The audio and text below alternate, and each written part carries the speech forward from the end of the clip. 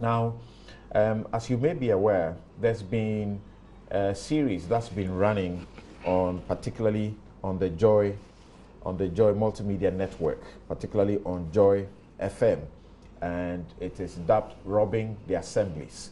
It's an investigative piece that's been done by Manasseh Azore-Awene, and in that he reveals to the nation what he finds to be potential overpricing of contracts, and also what now we know the Auditor General's report of 2015 appears to confirm that even these contracts that were giving out, contracts in excess of 98 million, 70 plus million, and some of the contracts appear to be the same but giving different names and giving at the same time.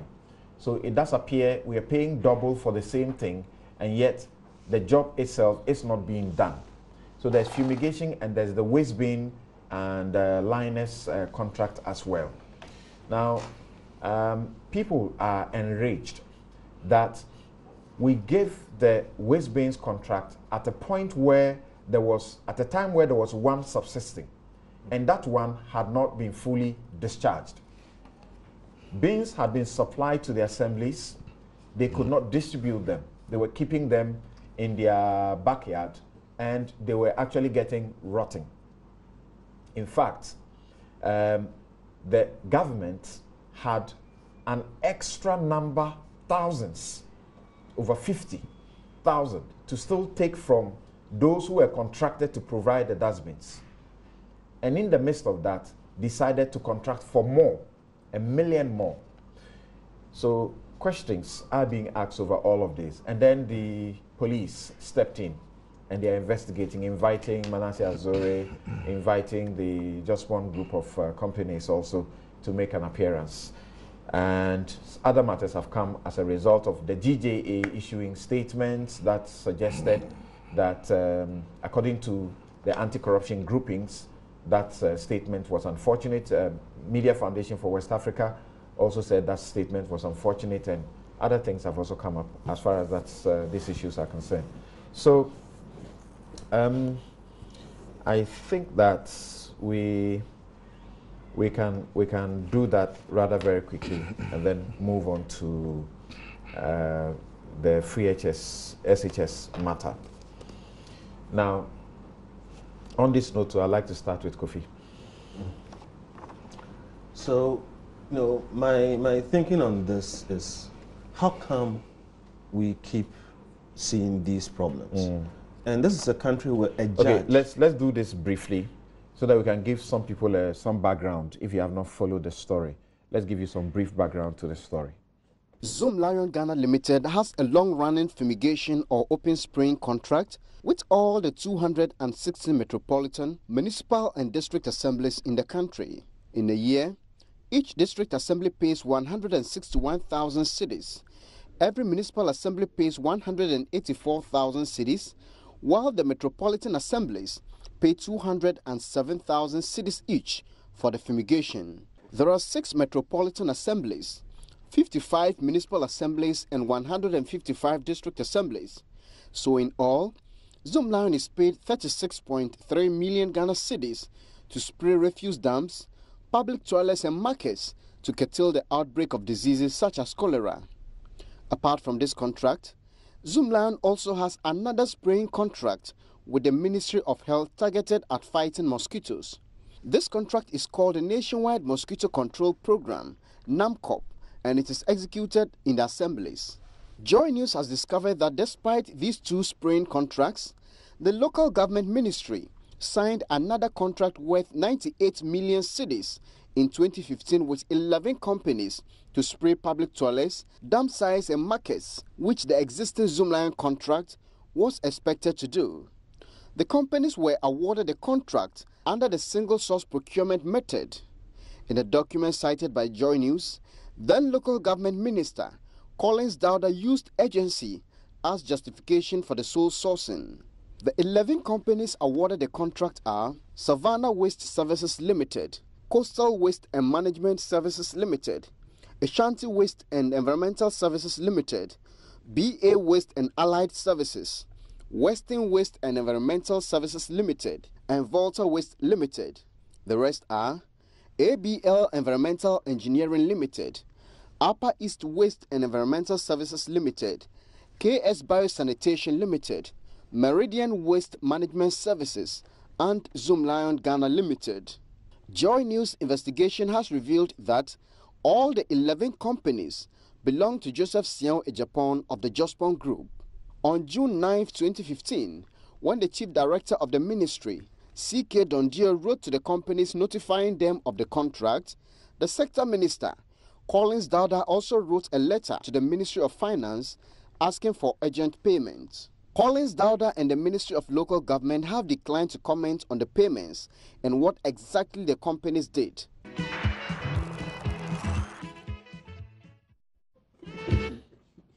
Okay. Yes, so Kofi. I was saying that how come we keep going back? Because we have to find a way to solve the problem at the root. This is a country where a judge sat over a considerable amount of time and properly investigated a number of these things and came up and said that we have a system where public officials engage in a situation called creating, looting, and sharing public funds. Now, you know what? It's a serious matter that we should take time to look at and find out how to prevent. I'm going to say something which I don't know how to rub people. In all of these things, I don't think that Joseph Siao Ejapon of JOSPONG Group is the biggest problem. I don't. He's a businessman, like I said last week. He would take opportunities and advantages. Sometimes, some he shouldn't. But if you create a system where this is the only way to make quick, good, big money, somebody's going to take advantage of it. In all of these things, you find public officials creating these kinds of scams, looting the state, and then sharing. So he becomes part of the chain. I'm not saying we should not go after him, but we definitely must be going to the root to figure out how we are going to prevent this create, loot, and share. Because, look, there's a modus, there's a plan. You can see a certain kind of structure around these things, and we need to deal with it. The substantive issues are important. Why do you take so much money to do a job and you don't even do it? Okay, so it worries me, and I'll keep saying this thing until I see something. That money can give this country a good ambulance system, but we've just dissipated it. So let's find the solution to this create, loot, and share, and let's start from the public officials. There are enough laws. If we have time, we'll go into some of them. Contract protection law, even the law on causing, financial loss. If you do things which lead to these situations, then please, we can say based on the circumstantial evidence that you are guilty of this or that. And I'm hoping that Mr. Domenico will get into it. Do I hear you say it is the state officials who gave out these contracts that are to be held? I'm saying that they are a major source of the solution. Because this is a company looking for business. Yes. And when you offer them the business, you say, go and do fumigation. And then that's for local government ministry. And then health ministry says, go and do spraying. And both appear to be the same thing going on.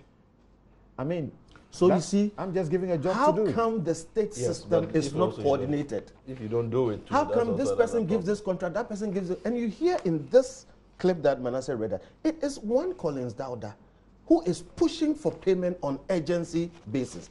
It's the same Collins Dauda who said in the dry season that rains were imminent and therefore we should go and get 1 million more bins when we had 50,000 coming and we had more we haven't distributed. And I'm saying it looks like that is the source of all of these things. Now, sometimes the private operators themselves work with these people to create these things.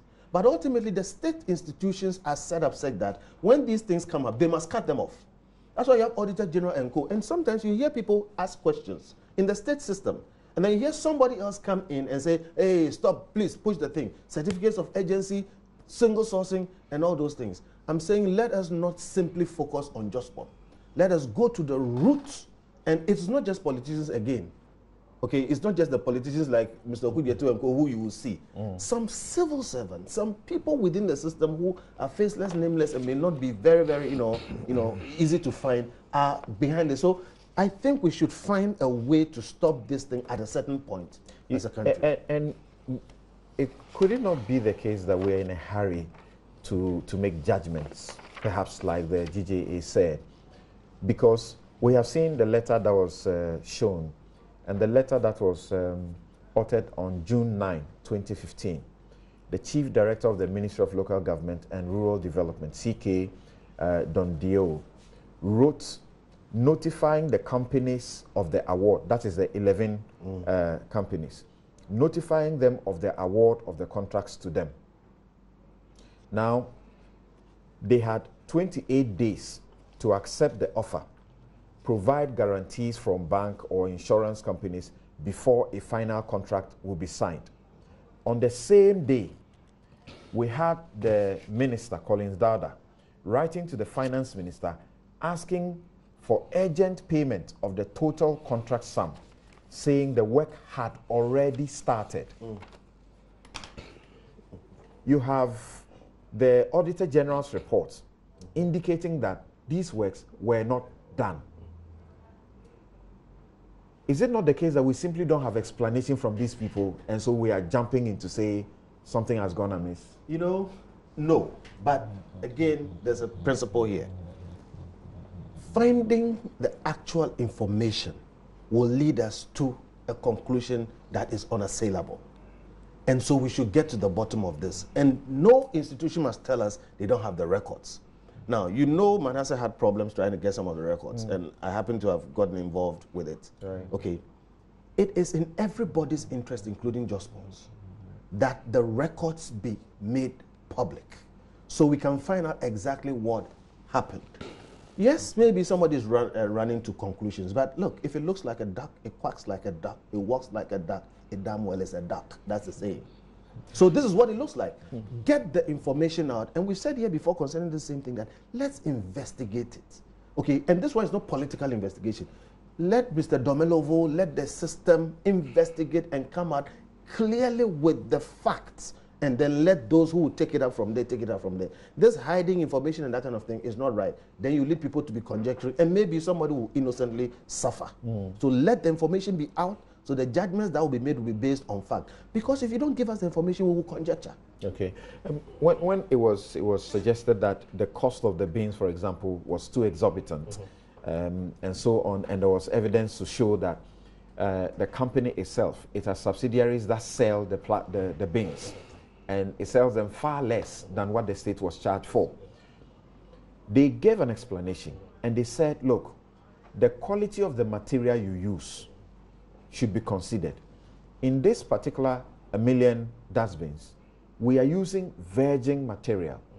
It doesn't look like anybody is listening to them. Are we being fair to them? You are saying that, whilst Kofi was speaking, you were saying that the companies, if they did not deliver, then they ought to be held, and not just the officials. Whether you don't perform the contract, of course, that's a matter. It's even a contractual issue. Yeah, right? is it a criminal matter? It's not a criminal matter. Okay. That's a contractual issue. If you don't perform and you are paid. And remember, we've been to JIDA. JIDA had the same problem. The same explanation they were given in respect of the bins was that, oh, we also pre-financing. This was similar to JIDA as well, where they say, oh, we are paying, we are charging this fee for the NYEP, whatever, because we are pre-financing, and therefore we are putting, something on top. All of these things, these are market issues. You can go and find the details. Let them. I am not convinced. Because I've seen it. I've read the JIDA report, and it seems like the same issues that we are dealing with. $60 for a bin. I mean, and so you have to now think, you're a state. Resources are finite. Why are you, every time you do things for single source, sole source, it's more expensive than if you had gone and gone through the process and gotten the same thing. So it doesn't make any sense that whatever strategic intervention you are making, it costs you more. And yet you are saying you are trying to save us cost. So if I sit here, I will raise questions. I might not come to a conclusion, but I think that's where I have a problem with people who are saying, oh, this is trial by media. If somebody is raising question and you are coming to answer it, and you are saying, no, you are already jumping to the conclusion that I'm a thief and so on. No, these issues, for me, raise questions. One of the questions I want to ask is, why is the Public Procurement Authority authorizing these single source contracts? I mean, who holds them responsible? Because it seems like all you have to do is to get that approval from the Public Procurement Authority. Often there are letters from the superiors, and Sure. these people, will have to obey the superiors. Well, but that's Letters what I'm saying, from that chief of staff, from a minister. Yeah, but then and it it's means difficult to say no. But then it means that the public procurement rules are not working.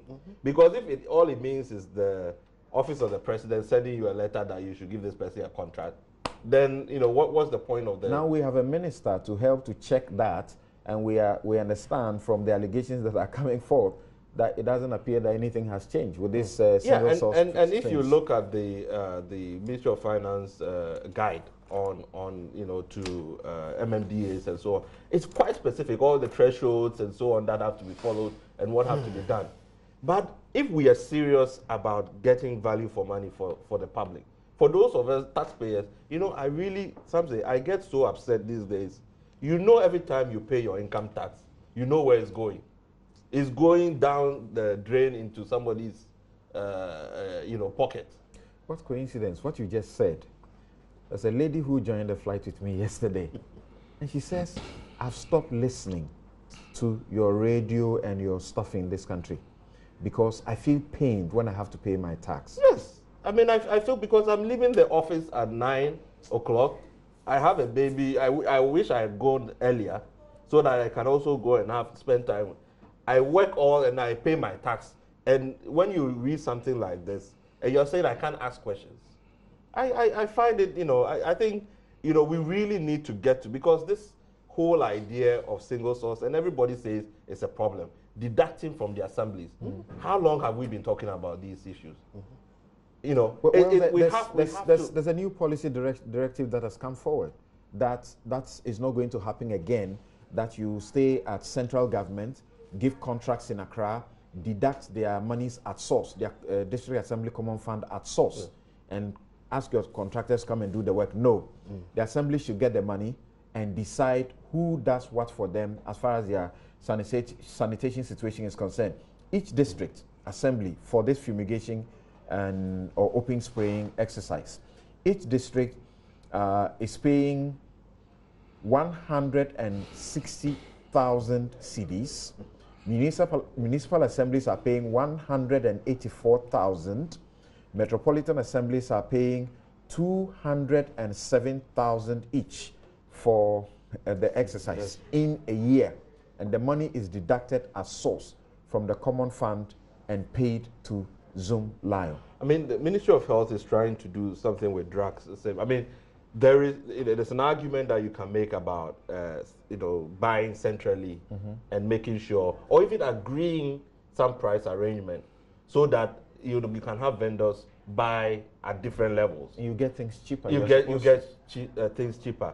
But for that, some of the things, fumigation, seriously, I mean, the way that we are just wasting public money, and it seems like nobody is held accountable. So for me, this is a big issue, and we want to support local businesses. I completely reject that argument that, if you are raising questions about the local business, it means that you don't want to support local business. Well, all the things we say is to encourage local business. But this is not the kind of capitalist businesses that we want. I see. In other places, they will be blacklisted long before, and they will never get a government contract again. So I really think we should. The businesses, the bureaucrats have to. Nana, what do you say? I mean, are we seeking to suggest that the contracts for spraying public toilets, some of us may have the luxury that we don't go to public toilets, so we don't see how bad it is to spray public toilets, refuse dumps, and drains on a quarterly basis. And often, when you read these letters, cholera is used as the major reason this thing ought to be done. It is sad, though, that the assemblies, the officials who are in charge of some of these things, Manasseh spoke to them and they keep denying that they are unaware that these things were done, seeking to confirm what the Auditor General has said. Rather, they are praising NGOs that have been doing similar things, including, is it AngloGold, that is doing a similar thing in some of these areas. These are important. Yeah. Spraying public toilets. Yeah, but refuse dumps. Obviously, they are not being done, neither by the public sector, and also the private operator too. Obviously, by your report, is not doing the same. So clearly, from the reports from Joy FM and Manasseh, it seems clear that this is just a create, looted, share. Why are people blaming the company? I give you a job. I don't monitor you, and you are complaining I haven't done it. The company hasn't done it. Well, everybody involved has to be blamed. And so my last issue was going to, but let me bring it up because of the public officials involved. The public officials in whom we've put the trust, who connive with private institutions. They should be at the forefront of investigation and prosecution. That should be the bottom line. From your story, clearly, it follows the same pattern that we have seen in the last 6-7 years of create, loot, and share.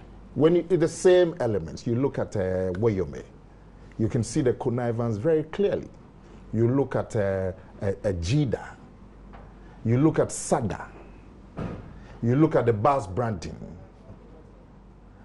and now you look at this one. The same pattern. The names may change. In fact, in many of them, it's the same names. But the pattern is repeated over and over. Look at Jida. The same. 2-3 people, they come, they say, I'm going to train tailors, 5,000 tailors. They are paid up front. They end up training 200. No consequence. Then the next month, the same company will come. I want to train people in a film production. I want to train 1,000 people. They are paid up front, and they train 50. Same company. And it's repeated over and over. See, you look at Wayome. Clear connivance. You look at Smarties, Bas Brandy. You look at Sada. You look at this one. The same pattern. It's a clear create, loot, and share. And by overly judgmental. And you know the hackneyed reference to create, loot, and share. The judge said it is as if a brigade has been set up. Mm-hmm. The judge didn't say politicians are conniving. He said it is as if a brigade has been set up to create, loot, and share. Yeah, something. But the brigade includes all kinds of people. It doesn't even include. It not only includes. It's the brigade. But the politicians are, if the politician doesn't allow it. Yeah. I mean, how can Mr. Wayome, one single man, how can he spring those payments? Because those payments have to be approved by the Ministry of Finance, and they have a coterie of lawyers. It has to be go through a controller and accountant general. It has to go through Bank of Ghana and all of that. It's the politicians whom we've put the trust. They fail us, and they just get the collaborators from the private sector. Wayome, one man, how can he do that? One man, he didn't even have, I don't know if he has a gun. So clearly. Well, he said in court that he didn't put a gun to anybody's head. Yes, he was saying the truth. And not one single politician. And the documents are there, the signatures are there, available to everybody in this country. And not one single politician. You see, so the politicians, we are the gatekeepers. We have the mandate, the trust of the people. And we go and tell private people that, look, come in and let's do this. It's very clear. You see? Now, for me, there's an issue. Look, the gentleman, Manasseh, I mean, he must come in for very special mention. He's one, young man. What he is doing with his investigative reporting, he's writing the boldest chapters in fighting corruption in this country. I have been in media for quite a while. I can't think of any other media practitioner who's done half of what Mr. Manasseh Azuri has been doing in the last couple of years. And the investigations that he undertakes are huge investigations that even state apparatus with four-wheel drives, coterie of lawyers, resources cannot do. You take JIDA, you take SADA, the depth of investigations, the level of clarity. You take Kanazoi, where President Mahama is supposed to have benefited from a bribe of a Ford car. You look at the depth of the investigation. And when we The imagine, finding by Shraj was to the contrary. I don't want to talk Even about though Shraj said he did something that was not appropriate, he had not violated any law. I just want to put it there. Yes, Yeah. but now that he's put it there, I must also put it, the point. I must also put it there that report or that investigation that Shrag did was bogus for a very simple reason. Shrag concluded that President Mahama did not benefit directly from the car, and that when he got to know about the car gift, he turned it over to the state on the 2nd of November 2012. So he didn't benefit from the car. So it cannot be a bribe. But then the records also show that on the 23rd of February 2013, the car that was supposed to have been turned over to the state in November 2012, in February 2013, that same car was taken to Tema Port, declared, and a duty of 23,646 cedis paid on it. After the fact. After the fact. What are we talking about in this country? Okay. Now, so when you look at the work that is being done, and these investigations involving very powerful private businesses, powerful politicians, including the presidency, you can imagine the amount of pressure that would have been brought on the young man, and that is able to shrug off this pressure and pursue the work to the end. It's amazing. Absolutely amazing. And people have gotten national awards for doing less than half of what is done. And I must also compliment Joy FM, because without the support of the station, he may not be able to have done what he's doing. I can imagine the Kanozoi case, which involved investigations that pointed to the President of the Republic himself engaging himself in bribery.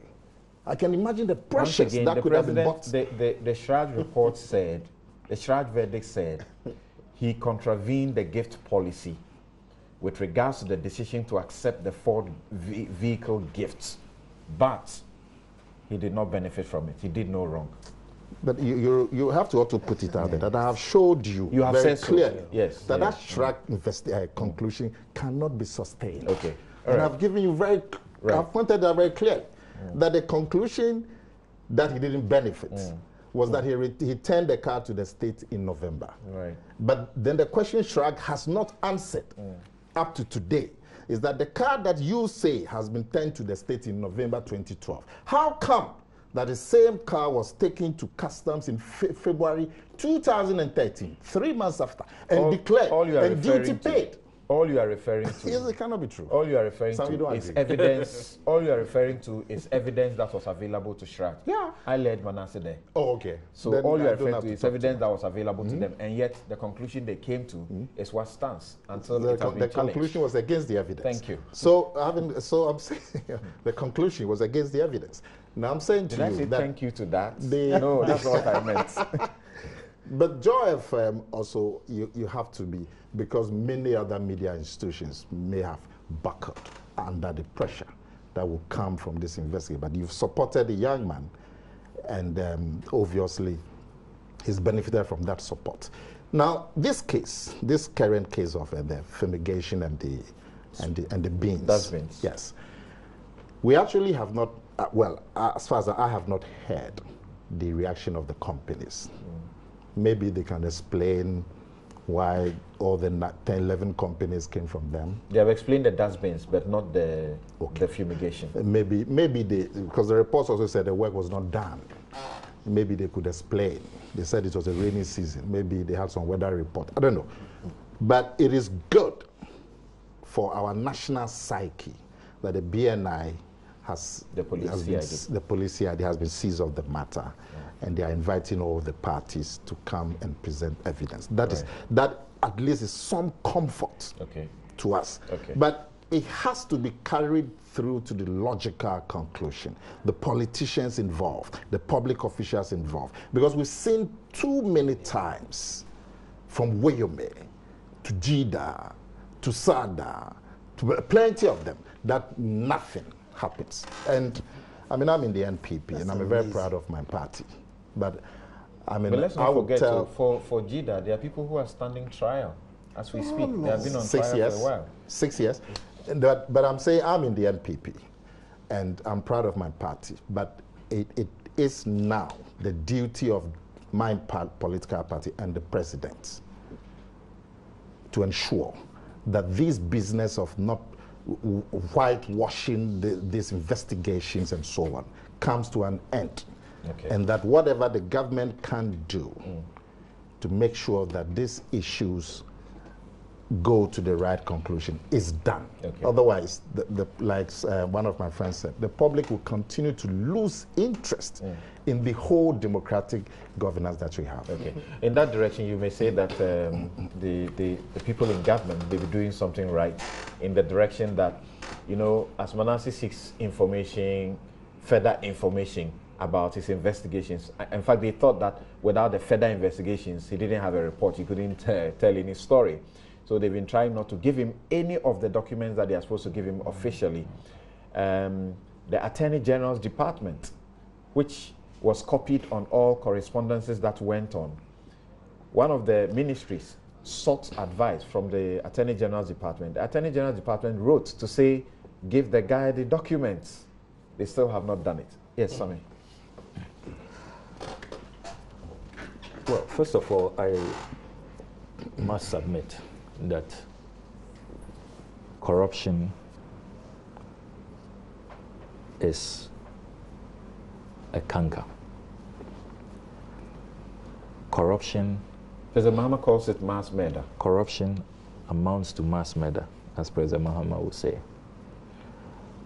And that in fighting or confronting corruption in our country, we should do well to engage in that fight from the point of sincerity. Let us identify wrongdoing and let us punish the wrongdoers. Right. I don't believe that corruption should be masked in political colorization. Not at all. And so I want to resist the temptation from my senior brother Nana Akumia to also then list the allegations of corruption of the MPP era. Today he calls a Shraj report bogus. Yes. There was a Shraj report on how President Kufuor's house came to be renovated by a so-called farmer. You remember that scandal? Yeah. I don't want to go into those things and also provide a list of, you see, when we do that. So it's the same thing. You say a so-called farmer, you don't really believe it. You know, so you see, you've never believed it. Yeah, I mean, so you see, that is what I'm saying. That once you fall for the bait, and then you also want to shield your own. I don't want to believe that in our political parties, once I am NDC, everybody in my party is an angel. Yeah. Once I am MPP, everybody in MPP is an angel. That's no wrong. This is a matter that has come up. Manasseh ought to be commended for raising the issues, carrying out the investigations. You just revealed the Attorney General's advice to a ministry. They ought to be commended. And let us hold them to the same standard when the investigation has to do with a current government conduct. Absolutely. So let us add that we hope that the current Attorney General will offer the same advice, because we didn't see that recently when we were pursuing the 2.25 billion bond matter. All the letters we wrote to the AGs, they got back to us that we have no information, we can't help you, and all of that. So let us not see double standards for different folks, And different you're very strokes right about for it, that different folks. you see also, don't make it political and politicized, Yeah. because some of the people involved are not actually politicians. Exactly. When they were saying, look, we can't give you the information, when it got to a point where they were being compelled to now give the information, they were now telling the guy, we can't find it. And these were not politicians. Fantastic. These are civil servants. Yeah. They say, we can't find it. A contract you executed just when? But you see, just a quick okay. one. Even the civil servants, they are still under the control of politicians. Okay. So Yeah. we are still Sammy, in the go middle. on. Yeah, Sammy, go on. Yeah. So I say that let us confront these issues from the point of who has done wrong, who is making our country bleed, who does not want us to develop because we are marking time. Identify the people, investigate them, put them before a competent court, and make sure that justice is served. And that must be done swiftly. I hold a view that we should also guard against judging people even before the courts have pronounced a verdict in one way or the other. Because really, when you listen to radio, often there's a tendency to violate Article 11 of the United Nations Universal Declaration of Human Rights, that everybody must be presumed innocent. That's Article 19 of your own constitution. Until proven guilty. Our own yes. constitution. So let's be conscious of that time-tested principle. I mean, let us. That's what the GJ also wrote down. Let us. Yes, and you can't begrudge the GJ for raising that, except that the GJ must also not position itself in a way that people will think that it wants to stifle investigative journalism. They must rather be on the side of investigative journalists. But a certain balance is required. And I think that it should be situated in that context. But you would agree that so far Joy FM, for example, have been quite balanced. So you would agree? So the CID investigation, the CID invitation, it's good. It's very good. And I can tell you something, that as a politician, as a young politician, there have been many occasions that I have wished that allegations against me in person, for example, will be investigated. I was telling my brother Abu Jinapo that he shouldn't worry on this A+ matter, that he's very lucky. For years, word was going around in this country that I own filling stations. I virtually own all the filling stations in this country. I never had any opportunity to go before CID or Yoko to be investigated. Yeah. So my name will be cleared. That one is more dangerous. Yeah. So the CID investigation, people really believe it. Oh yeah, people believe it. And yes. Let me tell you this. We got to a point I needed to buy fuel. Yeah. Yeah. And I asked my driver to stop, and he said, Okujeto. And I said, are you sure? Somewhere in Nansima. He knows where I'm referring to. You should be cautious. I mean, rumors and whispering about you or me or any politician is all over the place. I remember one campaign that I was conducting in Okakwe, South Imak. My opponents had a team that was going around and saying, pointing to the buildings are old.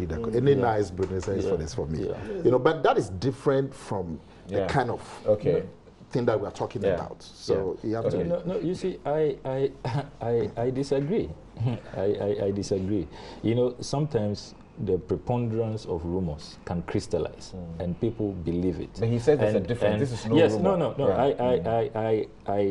I will concede that yes. I mean, the Manasseh issue, some work has been done. Yes, but all of that. I mean, on the matter of the A+ that I raised, for example, he makes the same allegations against some of us. You remember his campaign song? My name was the first name in that song. He was hailed. Bembebo, Kujeto, and all of those things. He was hailed on the campaign platform. I never got the opportunity to be investigated by the CID, so my name will be But you know, cleared. a song is not the same as Nana Komia was actually dancing to the song. So let's say to fumigation and waste bins and move away quickly. Yeah. So the CID investigation is good. Right. And everybody involved, the politicians, the civil servants, must avail themselves and submit themselves to the process. And so far, we do not know that they have invited any politician. They've invited the journalists, the journalists and the JOSPONG Group. So they should submit themselves to the process. And you see, in this discussion too, it doesn't help when other sides in this investigation keep mute. Okay. It doesn't help, because we are all conscious of the fact that we need to protect reputations. Right. But when these revelations have come and they've been put out, Joy FM and the multimedia group is a very powerful outlet. You don't just sit back. And I want to, advise, especially former senior colleagues and all of that, that when these issues come up, some take the position that, let me leave it and all of that. You don't offer your side so that people can have a balanced discussion. No, all that are concerned actually where before the stories will be aired, yes, we're giving the opportunity to tell the story, and they decline. Yes, but I'm saying that even when they have declined at the time of the investigations, and the results have been put out, please put out a statement. Let's hear your side. Because, yes, Nana Komia was telling me during the break that a collective responsibility, I'll bash all of you and all of that, But it doesn't help. I'm working in the education space. I don't know what is happening at local government, at what works in housing, transport, health, and all of that. So when these matters come up, precisely because of what can be done about collective image and the brand NDC and all of that, let us not sit back. Sometimes you are even going on air. You want information. Should be speaking and explaining. Communicators are looking for information. What is your response? Can we get some documents? It's difficult to find. I don't think that approach helps. You see, let there be full disclosure, full commitment to protecting your tenure, your reputation, and also think about the collective image of the party, of NDC, especially where you are convinced that you have not done anything wrong. It's different if you probably think that you stand exposed and that you'll be dealt with. You see, I think that is very, very important. So that we're supposed to be brief on this, we could move on. We can think about the image of the party. I, as I said, I don't believe in just holding brief when you don't have all the facts and proceeding on the basis that everything that happened during your tenure probably is good and is clean.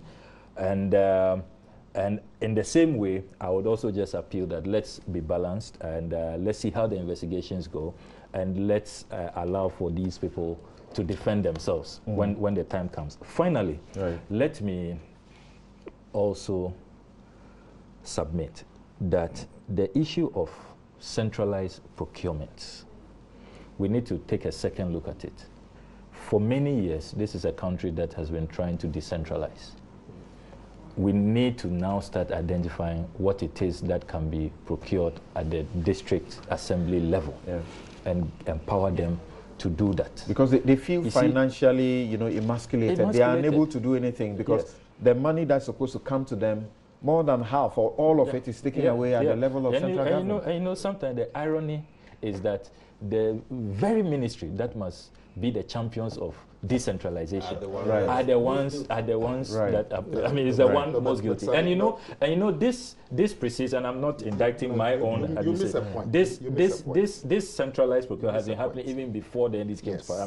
Successive governments are making the point, and it continues. You know that even with the free SHS program, the Honorable Education Minister announced that there are 6 items that will be centrally procured. And only yesterday, I think the Institutional Suppliers Association put out a statement that they are not in support of that centralized procurement will kill a lot of businesses. So let's take a second look at that. So the local government, the local government ministry's action, as announced by Ajalima Mahama, I understand, is in the right direction, because what we are hearing is that it's not going to be this way anymore. You allow the district assemblies, give them their money, and let them decide who they engage and how they want to solve their sanitation problems. I support that. I support that, and I want to appeal to the Education Ministry to also have a look at that. I am not in support of the centralized procurement that they want to do. Okay. So they should. Okay. So let's quickly look at that. You see, the thing that Sami's call, everything being equal. I mean, it's a call that you can debate it. Right. But the point that you would miss is that where, in many of these cases, very clear, there's a deliberate effort.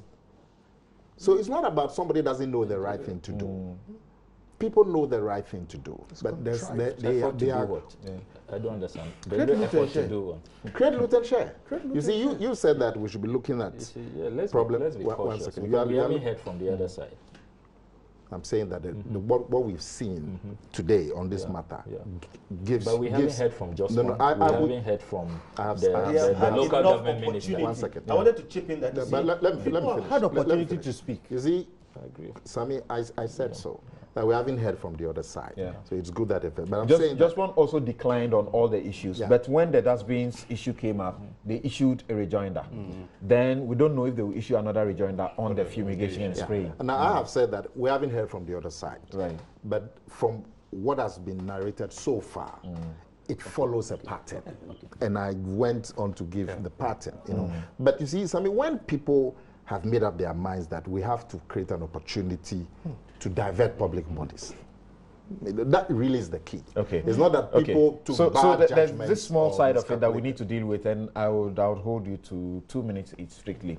And but Sami, you see, part of my problem, which appears to be what your Acme and Co agree with, is that if you want to procure from the center, you're looking at procuring in large quantities, 216 districts. So you are looking at saving money in a way where the prices will go down. Unfortunately, you have prices that are rather up. So it's difficult to explain though. Now, there's this aspect, and that's the part that Sami is championing, and I think it's in the right direction. I don't know why we seem to have a problem with it. You and your coalition seems to have a problem with it. You should explain to us why. The GJA president, Alfred Money, signed a statement in which he cautioned journalists. He said other things, commendations were necessary, then cautioned journalists to strictly be guided by ethical values, especially the GJA Code of Ethics. And he said it is adherence to ethical principles which will serve as the shield to the investigative journalist and provide the canopy of credibility to his or her work. Now, he says we should be mindful of using the media to wage a smear campaign against individuals, especially local businesses and personalities who have made substantial contribution to the growth of the economy. Such trial by the media can inflict serious reputational injury and cause devastating harm to their businesses that could ultimately have adverse effect on the Ghanaian economy. It can also ignite a backlash in the form of suits or legal wrangling from aggrieved persons. So, GJA is cautioning its members, be careful the way you go about it if you're an investigative journalist, so that you don't get sued. Suits are expensive. Defamation suits, they're expensive, I can say that. So what's wrong is it? It says adhere to the principles, the ethical values that you are taught in the code of conduct. Then the West Africa, Media Foundation for West Africa, issued a statement, saying among others that to the casual observer of developments in the media landscape in Ghana, the GJA statement may pass as an ordinary, regular, or normal advisory note from the leadership of the association to its members. But as active and conscious observers of developments in the media landscape, the content, context, timing, and vagueness of the GJA statement cannot but leave us wondering as to what could have prompted and or motivated such a statement from the leadership of the association, given the palpable absence of context and the lack of reference to any specific recent or past instances that could warrant the unusual cautionary note from the GJA. In fact, they ended by saying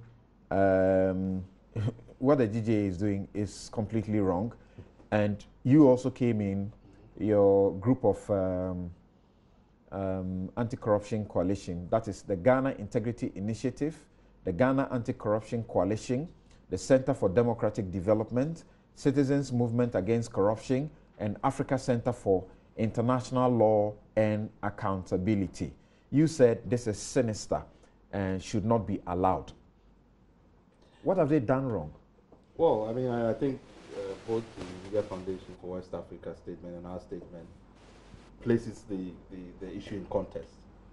Since the beginning of this year, Joy FM has done several exposés on a lot of corruption. The Standard Board, the NCA. I mean, you can list them. Did you hear the DJ issue any statement cautioning generally about, trial by media, or any kind of sort of general notice to his members?